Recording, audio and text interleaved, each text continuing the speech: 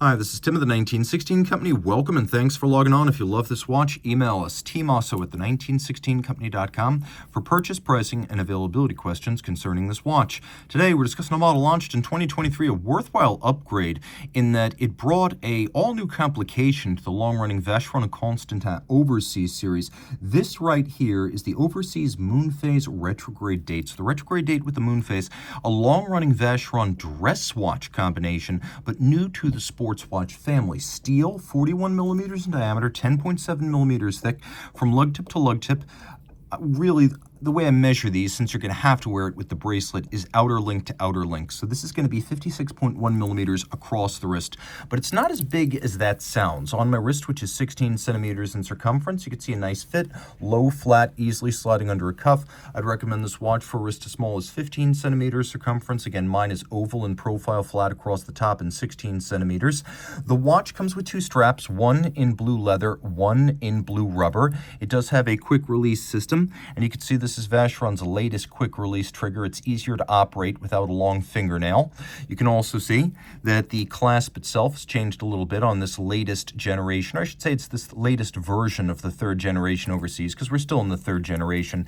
Note that every single link in the bracelet on both sides is removable, and that we have an intermediate size link if you find yourself in between size, and we have two roughly 1.5 millimeter sleeved deployable micro adjustments. You get a lot of flexibility. Twin trigger release clasp. You can see that both sides close, and there's a Maltese cross, and then you have to press both triggers to pop it open. Now, the watch is nicely equipped with a dial that is a metallic blue sunburst with a lacquer on top. So you've got a metallic blue sunburst base, and then you've got layers of polished lacquer on top to give that lovely blue hue. You can see we have a lacquered track outboard that's a much darker blue hue with almost cyan intermediate numerals between the white hash marks.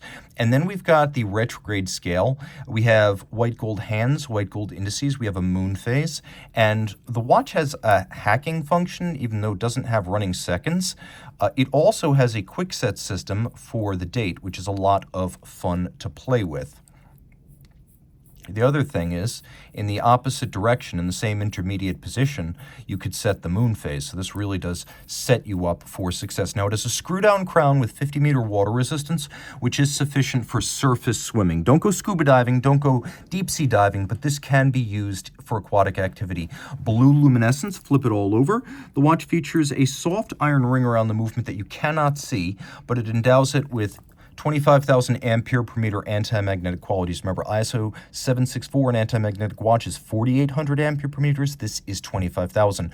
22 karat rotor, not 21, not 18, 22 carats. 4 different finishes, and you can see manually decorated, a compass rose pattern. Underneath, we have a version of the 2460 movement. This one's actually an alphabet soup. 2460 R31L2, automatic winding on ceramic ball bearings, 40-hour power reserve, 4 hertz beat rate, 5-position high horology adjustment, Geneva hallmark, not just on the movement itself, which you can plainly see, but also on the watch, as this is now a standard for the quality, fit, finish, and materials of the whole watch. The decoration is impeccable. The movement architecture itself isn't perhaps the most handsome or complex, but the bevels, the engine turning, the stripes, the internal beveling of the jewel and the screw sinks, the engine turning on the base plate, the polish and satination on the steel parts, it is a gorgeous movement in detail.